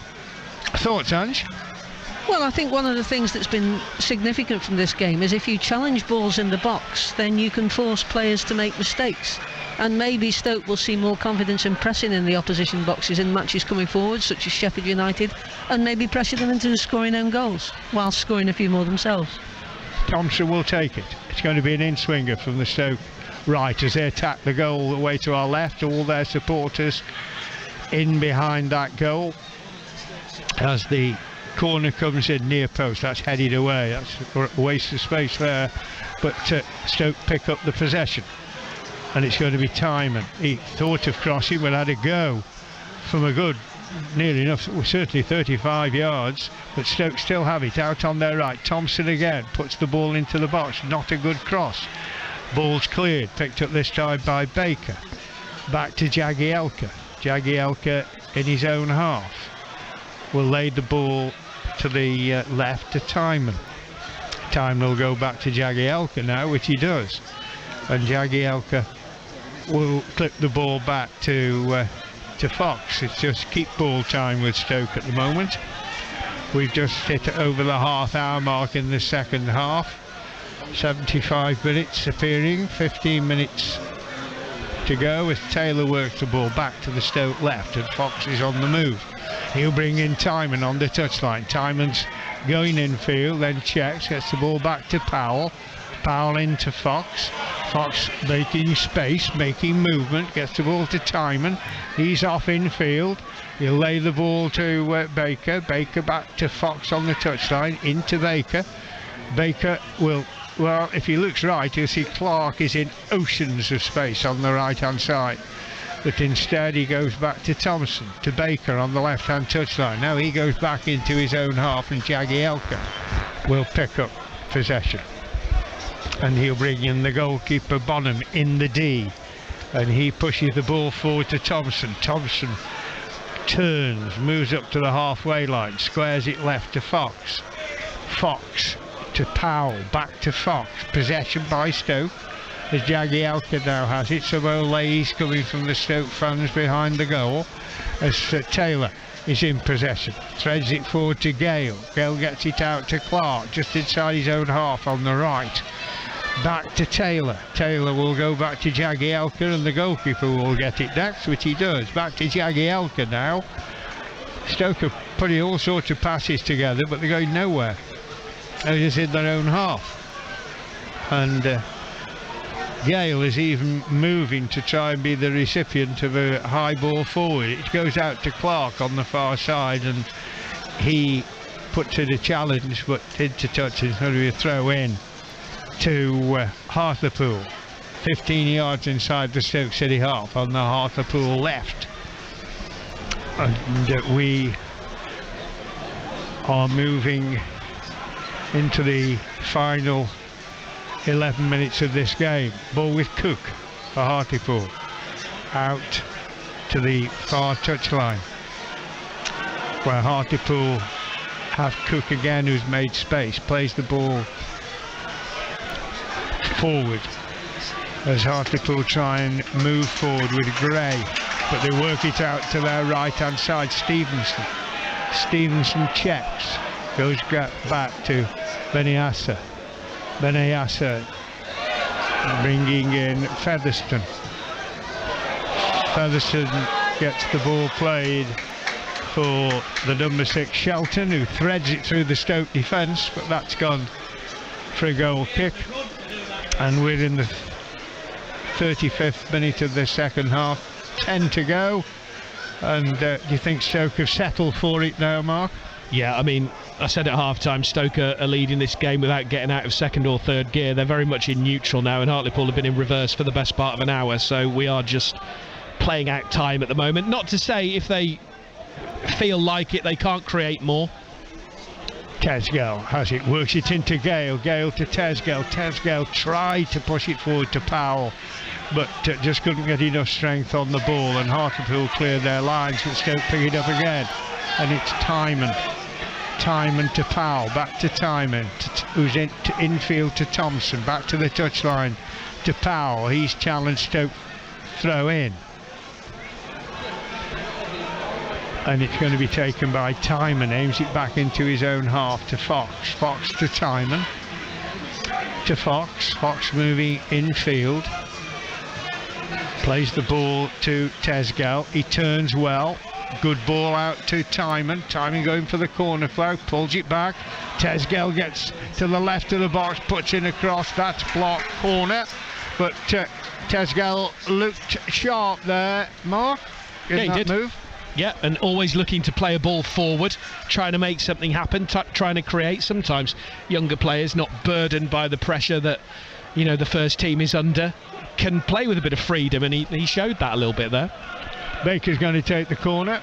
It's going to be an in-swinger from the Stoke left. They lead 3-0 here on BBC Radio Stoke. Draw for the 4th round, 4 o'clock.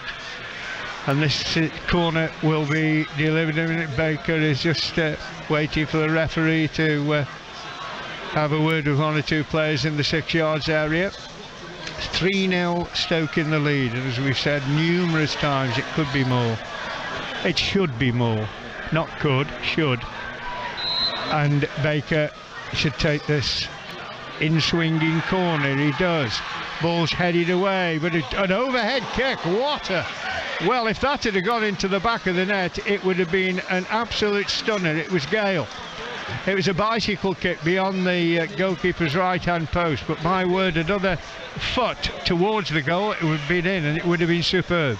Yeah, what a way to open your account that would be. It was a great effort. He leapt and struck it pretty well, given the unorthodoxy of his body position at the time, but yeah, just went wide. And Gale could really do with a goal, couldn't he, in the last 10 minutes or so, just to feel like that injury break has done him good, and that he is back and up and running and ready to contribute.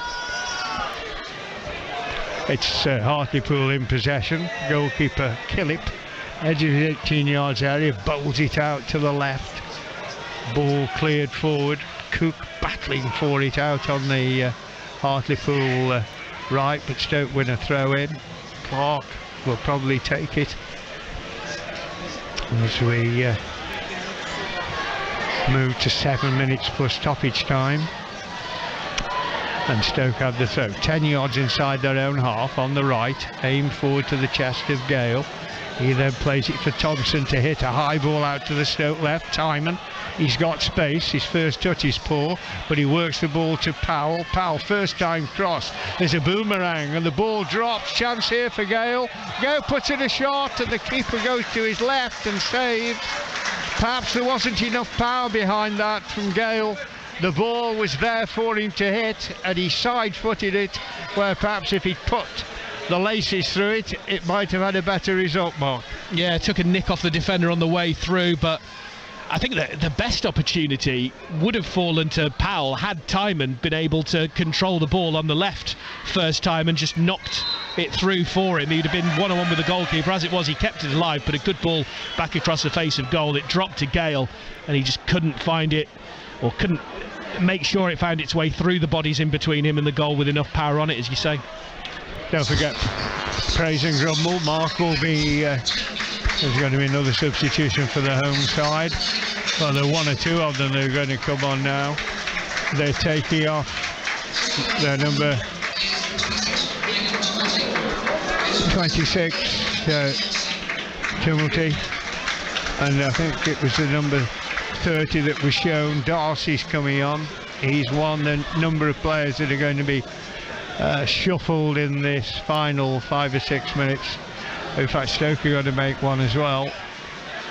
Stoke are taking off Taylor. Or are they taking off Taylor? Yes, they are.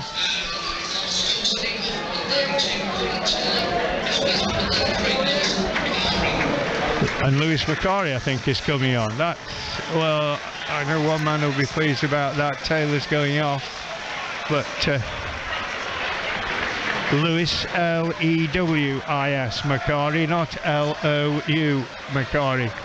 What a player his granddad was, what a manager he was for Stoke City, and let's hope that Lewis Macari has got a career in the game. If he could get anywhere near what his granddad was like, well, he'll have a good career, no doubt about that. Hartlepool chipped the ball in the box. Bonham comes, he just about gets a punch on it, but there's an offside decision awarded, and Stoke City will have a free kick, and they're 3-0 in the lead. But I was about to say, don't forget praise and grumble with Mark. 0800 121 80 80, and at least we're talking about a win, but we're still talking about chances galore that haven't been dealt with. As the ball threaded forward, flag goes up, and there is an offside decision, and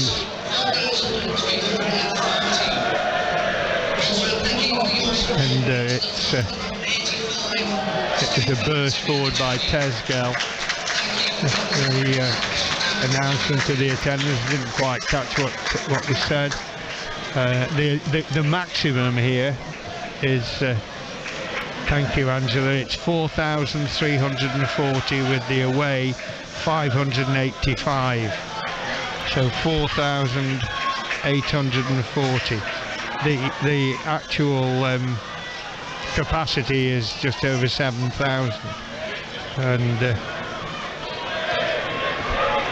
that is with Hartlepool at the moment. Played forward, good interception, but ball goes loose. Stoke trying to battle for it, but Hartlepool come out on top, and the ball is worked forward for them to push it out to Stevenson on this right hand side. He's moving infield on a diagonal run, does very, very well. The chance here for Hartlepool. Oh, what an opportunity there. Ball was laid in by Stevenson, just trying to check who was coming in from that far side. It was Kitching, and Kitching put the ball over the crossbar, well over the crossbar, and there was a wonderful chance there, Mark. Yeah, really good run as well to make it, and he was unselfish because he could have had a go himself from the edge of the penalty area, but the final finish, well, made the run look even better because it wasn't the best. Stoke moving forward. Gale moves the ball back to Thompson. Thompson finds Powell. Powell's looking up for the Timon run, gets the ball over the head of Stevenson. Timon's in, cross goes in, flag goes up, and another opportunity for Gale as it went to his feet. Is ruled out for an offside, and we have about 2.5 minutes of normal time plus whatever the referee will add on. 3-0 Stoke City are in front here, and they will be in the hat for the 4th round draw at 4 o'clock. But it's a free kick that goalkeeper Killip will take. Was Grimsby at some point of his career. High to the Stoke penalty area. Jagielka gets a head on it. It's not cleared properly, and there's an opportunity for Hartlepool to come forward again. Ball flipped forward, and Hasty is going for it near the corner flag. Challenge goes in. Free kick, I think, being awarded. As the referee is saying yes, it is a free kick, and Shelton is going to take it. Opportunity in these dying moments for Hartlepool to put another effort on target rather than over the bar. Shelton's going to take this. He's about a yard or so in from the right hand touchline and about the same distance from the byline on the Hartlepool right, and he's going to deliver in the final throws of normal time. And this is a chance because they're good at set pieces. In it goes, hoisted in, headed away firmly by Powell, and picked up, and on the run is Timon over the halfway line. He's got the ball as he tries to work into a space. He can't, but Gale is battling on the edge of the area. Unfairly, says the referee. 2 minutes of additional time. Thank you, Angela. And it's going to be a free kick. Goalkeeper will take it just to the right of the D.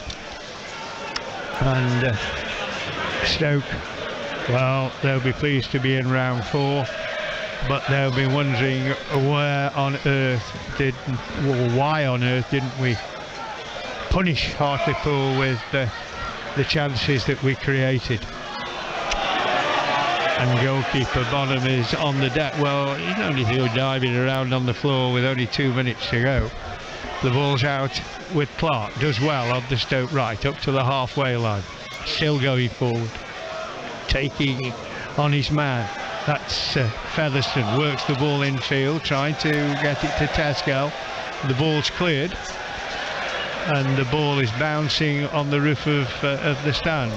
It'll probably still stay in Hartlepool territory around the ground, but they've had to produce another ball, and Stoke will have the throw. 20 yards from the corner flag on the Stoke right, throw in taken, and the ball shielded near the corner flag.